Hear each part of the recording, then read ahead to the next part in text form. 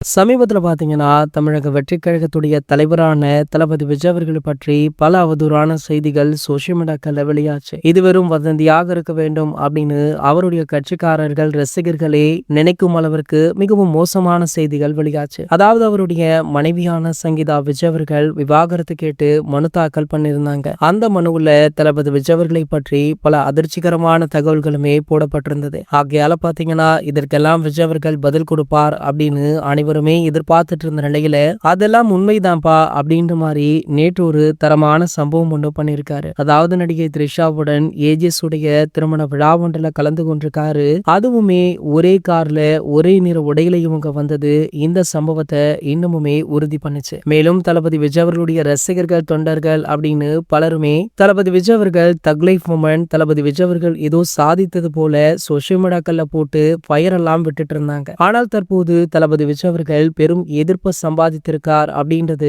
நேரம் ஆக ஆக தெரிய வந்திருக்கு. பல ரசிகர்கள், தொண்டர்கள், பிரபலங்கள் அப்படின்னு அனைவருமே தளபதி விஜய் அவர்களுடைய செயலை கண்டித்து பேசியிருக்காங்க. ஆகையால கண்டிப்பாக தளபதி விஜய் அவர்கள் வீடியோ ஒன்றை வெளியிட்டு அதற்கான விளக்கத்தை கொடுப்பார் அப்படின்னு எதிர்பார்க்கப்படுது. இந்த நிலையில ரசிகர்கள், பிரபலங்கள் அப்படின்னு அனைவருமே கருத்து தெரிவிச்சிட்டு இருக்க வேளையில இந்த சம்பவம் கேட்டு அதிர்ச்சியாக இருக்காராம். மேலும் பாத்தீங்கன்னா, விஜய் அவர்களுடைய இந்த செயல் அவரை மனம் வருத்தத்திற்கு உள்ளாக்கி உள்ளதாக சொல்லப்படுது.